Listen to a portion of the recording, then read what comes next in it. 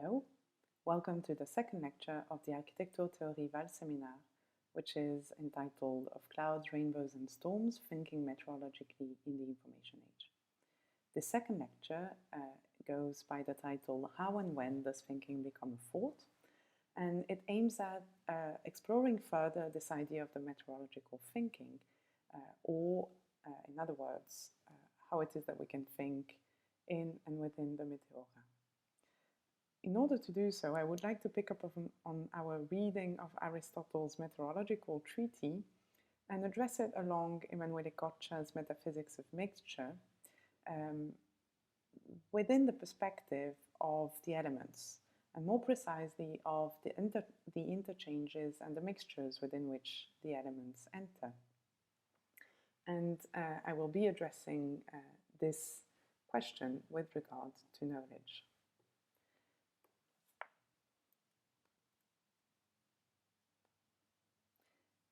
In his 2017 book, The Life of Plants, A Metaphysics of Mixture, the Italian philosopher Emanuele Coccia proposes to conceptualize thought in meteorological terms. For Coccia, and I quote, "The idea of a progressive or even a nonlinear history of thought is an illusion, much like the idea of the existence of an archive, a canon, or a patrimony of works or philosophical texts.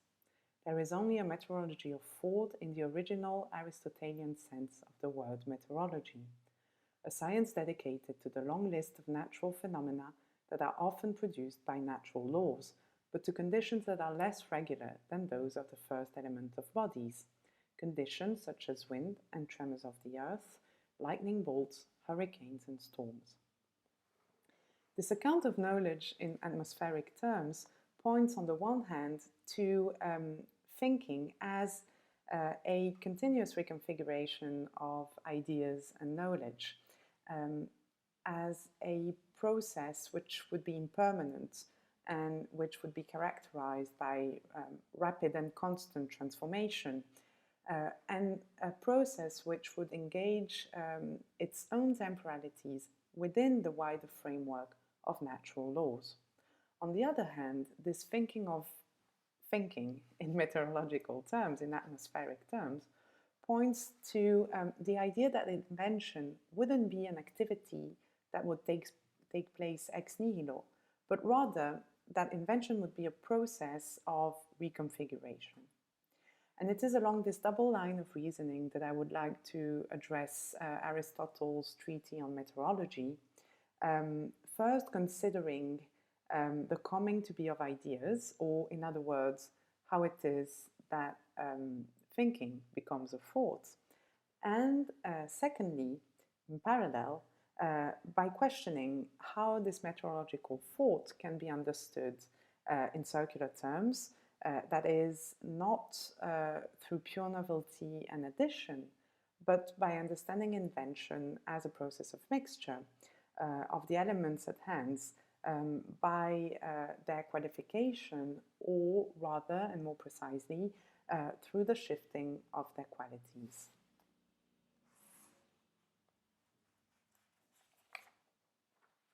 So, to address thought in meteorological terms implies a first precaution. That is that one should consider nature by abiding by the Greek definition of the term, as recalled by Coccia in this quote. Nature, in this perspective, is not the other to culture, but it is the world at large, rather. It is at once physical and metaphysical. It is, and I quote, "what makes it possible for everything to be born and to become, the principle and the force that are responsible for the genesis and transformation of any object, thing, entity, or idea that exists and will ever exist. Nature, therefore, expresses itself in everything that is, nullifying any cultural or religious distinction between material and immaterial domains and entities, and bridging what is generally distinguished between physics and history." So, going to Aristotle, one must note, first of all, that Aristotle's meteora have no meaning. They are neither sign of gods nor auspices of human's life, but they are rather presented as innumerable natural events, as physical phenomena. Aristotle's treatise on meteorology, written in 350 before Christ, indeed aimed at completing the universal system that Aristotle had devised in previous treatises. It places itself, so to say, in the gaps still to be filled, proposing a form of rationalization, of compact and unified control of the atmospheric milieu, of the intermediate space that is the sublunar world, situated between the globe and the celestial bodies. In filling that space, the meteorological treaty shifts, so to say, the principles that ruled over Aristotle's general scheme of the physical world. The meteora acquire a mediating role and introduce notions of interchange and transformation. Aristotle's geocentric universe is governed by the sun being the efficient cause and the eternal source of all changes. Within the universal permanence given by the heavenly rotations, the meteors are, and I quote, small and trifling changes, whose order, and I quote again, is less perfect than that of the first elements of bodies, a quote that Emmanuelle himself borrows from Aristotle. The physical world model of the Meteorologica therefore not only defines a place, a region, but also a temporal domain of perpetual change and circularity. Within such domain, au milieu, between earth and heaven, under the first element that moves circularly, the four terrestrial bodies are situated and organized concentrically, as you see in the image, into regions that are differently heat-tempered according to their proximity to the sun. The bodies therefore settle in the said regions according to their qualities, being all potentially hot and cold, dry and moist. In settling, air, earth, water and fire acquire and retain principally one of said qualities. The heaviest and coldest bodies, that is, earth and water, lie at the lower levels, while in the upper regions you can find air and fire, the latter being continuous to the motion of the heavens. Yet differently from what is stated in the De Caelo Treaty, in the meteorology, the elements do not maintain their natural places, they do not remain hermetically separated, but rather they connect, they enter in relations of exchange and of transaction, one might even say. In other words, the terrestrial bodies do not retain solely one quality. Under the sun's influence, they are indeed affected in Aristotle's terms. Their potential qualities get actualized, thus engendering movement and displacement across the regions.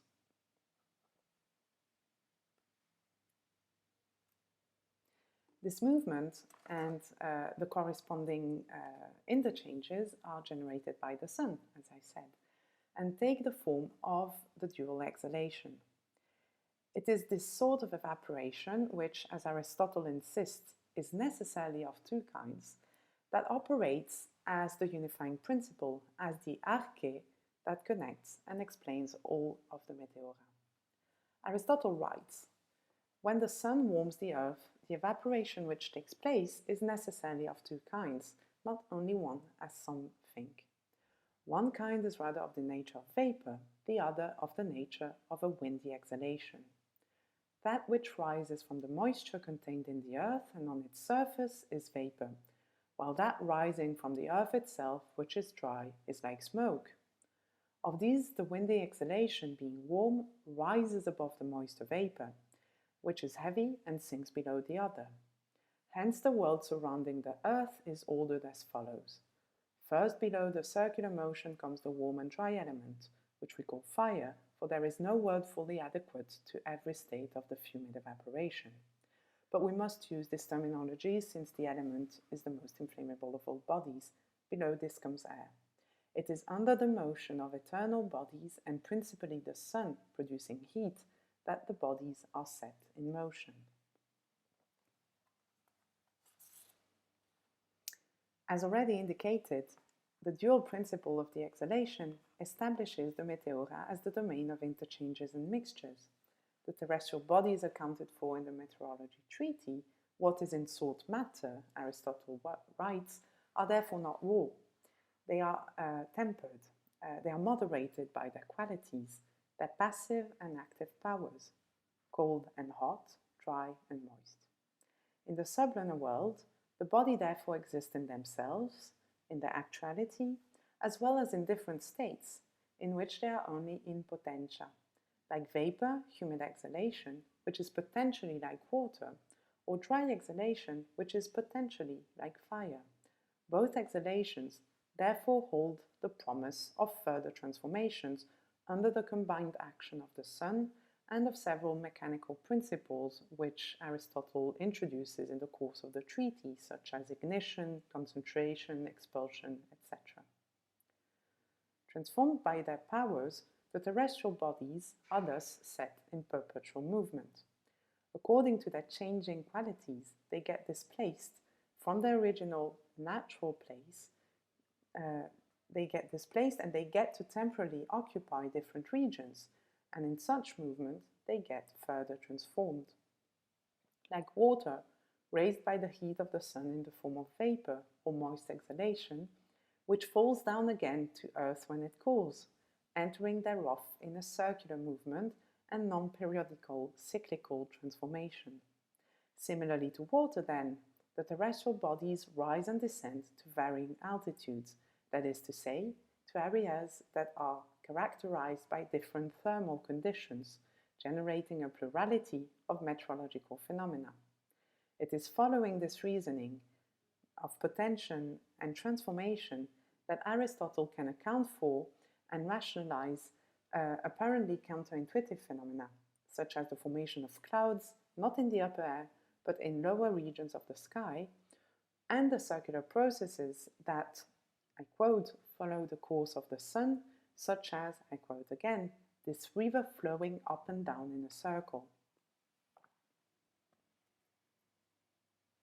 If the bodies are not raw, but tempered, they are not pure either. In getting displaced away from their natural regions, they get transformed, and they enter in all sorts of imperfect mixtures, engendering unstable forms, or rather, as I would say, figures. While Aristotle's meteorology privileges moving causes over material substances, it is to be noted that in his account of the weather, we find material bodies entering in processes of mixtures. Hence, the flowing river that gives rise to clouds is thus, and I quote, made up partly of air, partly of water. What is called air itself is mixed, containing both vapor and dry exhalation from the earth. Exhalations themselves are mixed, composed of water and earth in potentia, with the result that the vapor of clouds and the condensed water that moves towards the earth is mixed with, I quote, earthly stuff. This is, for Aristotle, what explains the saltiness of the sea. Better even, metals and fossils are mixtures, an earthly imprisonment of vapor. According to Aristotle, they are water in a sense and in a sense not. In other words, metals are composed of potential water, clouds of potential earth. Elements are set in motion within a domain of potentiality and permanent circulation. The transformations in which they enter within that domain of potentiality do not imply undecidedness, nevertheless, but rather they imply a fleeting determinacy, one in which matter enters evanescent states, stabilized only for moments before being transformed again. Clouds or thunderbolts thereof appear in transition as figures rather than forms, evanescent and reversible manifestations rather than finite patterns or shapes. Just like a thought, one might say, emerges as a temporal figure of thinking, never properly fixed or reified. In the treaty on the generation and corruption, Aristotle identifies organic mixtures as genesis for compounds objects, and an intermingling not so much of substances as of qualities. Mixtures correspond to an attuning of powers in all the parts of all the substance that coalesce. This form of mixture materializes and stabilizes between contraries and results in a substance characterized by equal intermediate or leveled power across the compound. On the exception of metals, which are conceived as homeomeres, that is, compounds whose materials are identical to each other as well as to the body they compose, we can think of the meteora in a parallel manner, that is, as imperfect mixtures. Indeed, the meteors do not achieve homogeneity. They are rather imperfect amalgamations of different qualities. That is, clouds, hoar-frost, and comets do not suppose an identical state of all their parts.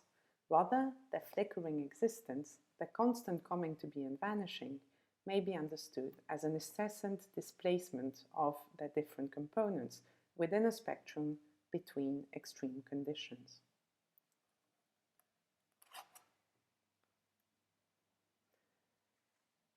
The dual exhalation and the dynamic principle of exchange is introduced at the heart of the sublunar world, can indeed be conceptualized within a polarized setup. Dry and moist appear as two limits conditions, two extreme poles of a single spectrum, just as cold and hot, with the difference that the former conditions are passive while the latter are active. As in any polarized setting, both extremes of the spectrum are in actuality. They are invariable, stable conditions, yet they are also potentially their contrary. Dry is therefore the lowest degree of potentiality of moist, and vice versa. Therefore, within this spectrum, the middle position is one of equilibrium, that is, of the equivalence of the powers and of the cancellation of their effects. When in such a position or condition, the terrestrial bodies are in their actual state, informed neither by one nor by the other quality, they are simply undifferentiated. Moving away from such a position towards the poles are rather an infinity of intermediate degrees of mixtures of the qualities, which gives Aristotelian skies their infinite variations. Following on the parallel between mixture and meteora, the description of the former, in terms of ratios, by Aristotle, can be extended to the latter, to meteora, as imperfect mixtures. In the supposedly apocryphal fourth book of the treaty, Aristotle defines natural change as being always the work of the powers, be they active or passive. Natural change, he writes, is introduced by these powers into the matter underlying a given thing when they are in a certain ratio to that matter, which is the passive qualities we have mentioned. Indeed, in the polarized setup, every conceivable intermediate position may be expressed in terms of a ratio between the contrary powers or qualities. The sublunar world hence appears not as a predetermined space within which phenomena would take place in different durations, but as a domain of configuration in which powers configure the meteora, that is, shape the meteorological phenomenon conjunctly. Clouds, storms, rain and wind, dew and comets consist in blends and shades, or, in other words, in the perpetual appearance of evanescent figures as infinities of scales and degrees. Within such setting, a similar cause may therefore produce different effects according to the mixture of qualities into which a specific part of a terrestrial body has entered and upon which such cause acts. Bodies therefore enter in processes of exchange and reaction, in transactions of some sort. They evaporate or condense, they thicken, solidify, densify, and under mechanical forces such as expulsion or through optic phenomena are further transformed, almost transubstantiated, producing the sonic varieties of thunder and the colorful spectrum of the rainbow.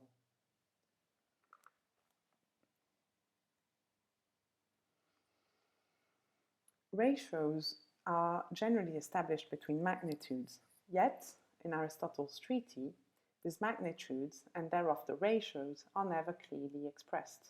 They're never numerically expressed. They are spelled solely in terms of qualitative predicates, which are used without producing a quantitative numerical evaluation of the ratio. Terrestrial elements, tempered by the passive and active qualities, enter in relation or dialogue in terms of comparable magnitudes. Aristotle speaks, for example, of the heaviest, the hardest, or the coldest of elements. And the transformations themselves, or rather the transfigurations, are ruled and subdued by these proportionalities. Aristotle writes, for example, that for obviously vapor is warmer than water, having still the fire that raised it. Consequently, more cold is needed to freeze it. And further below, he writes, cold is greater than the heat of the air, and so is not mastered. In Aristotle, the qualitative notions receive a quantitative determination by means of relations, bigger than, equal to, smaller than. It is only through indirect connections that certain transformations and processes are defined. That does not imply that the predicates are not precise, but simply that they operate in a mediated manner. In a historical perspective, it might be considered that the qualitative account that Aristotle gives of the meteora and the absence of numerically established ratios may be due to the absence of adequate precise measuring instruments. Any attempt to quantify would have inevitably amounted to a guess. But what if these ratios were to be considered as having not been established precisely because of the very nature of the meteora and the polarized setup within which they are approached? In other words, Aristotle did not ponder the meteora because they are fundamentally imponderable. In the effects of this phenomena, if the effects of this phenomena remain absolutely determinant, even to this day when we have the most advanced forms of predictive instruments that reduce the limits of furtiveness, it is because they fundamentally resist assessment, because they cannot undergo complete evaluation, because they cannot be completely thought through.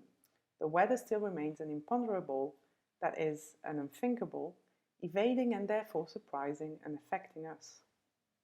But also, and most importantly, this phenomena cannot be weighted.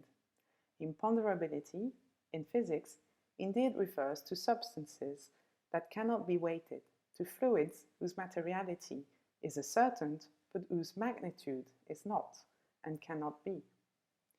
In Aristotle's account, it is the porosity of the elements, which can intertwine temporarily and almost interpenetrate each other before parting again by reverting to other states.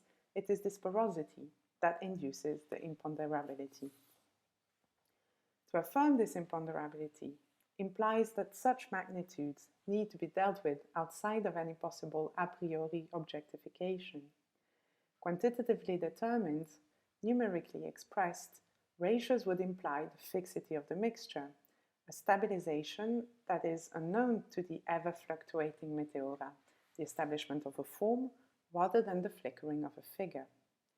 In order to conserve their mutability, the meteora can therefore only be approached and grasped by means of proportions, which are expressed in qualitative predicates, and of which terms are not numerically stated.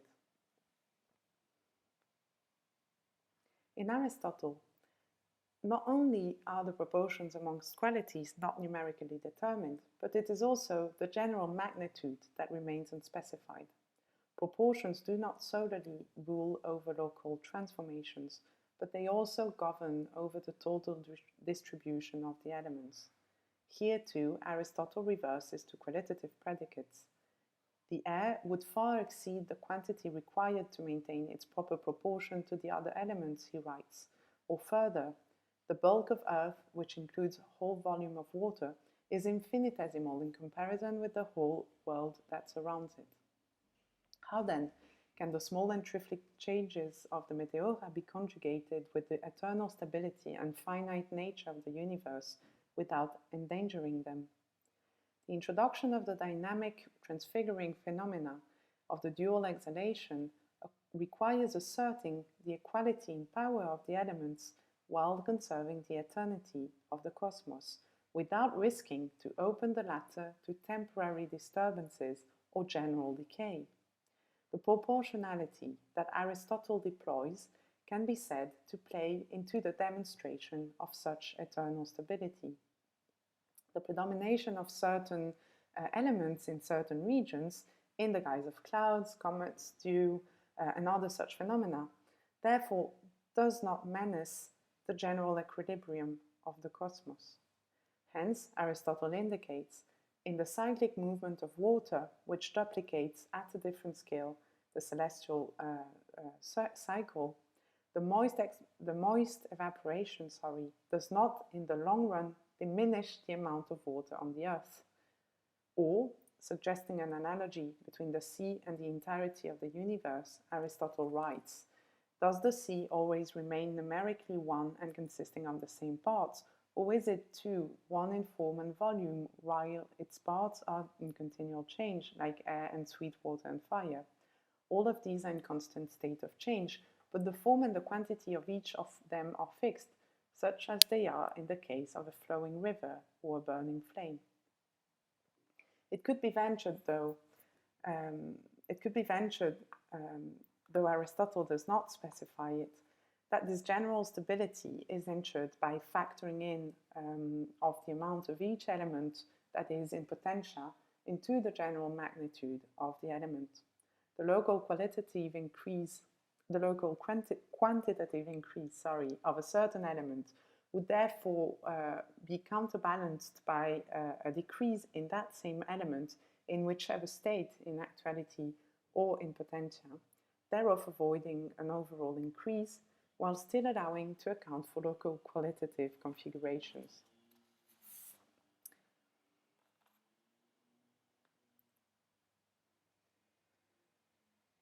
Aristotle's treatise proposes a model of the meteora which can therefore be said to work analogically by means of its textual construction, implying that Aristotle's figuring resists numerical definition. The recourse to analogy from the Greek analogia, namely proportion, establishes a functioning of the model that precisely through refraining from objectifying any magnitudes, that is, through numerical unspecification, allows accounting for the transfiguration, that is, the constant reassembly and fluctuations that are proper to the meteora.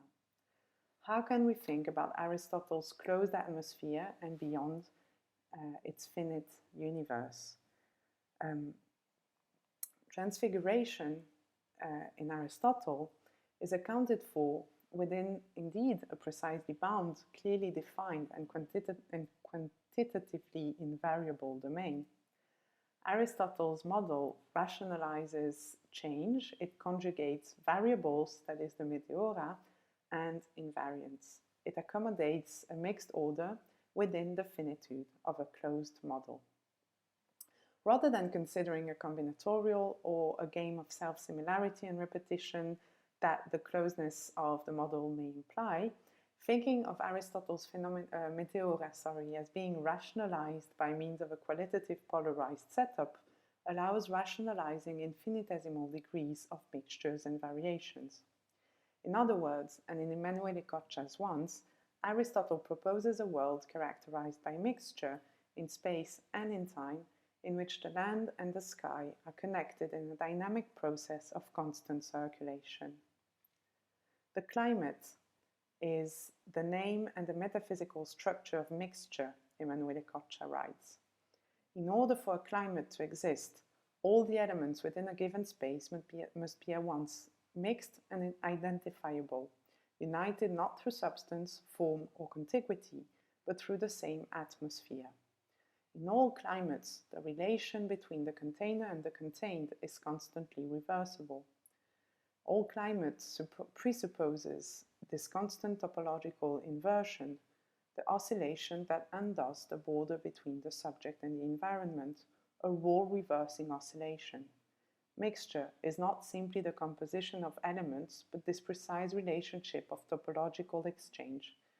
Mixture is what defines the state of fluidity, Emmanuelle writes.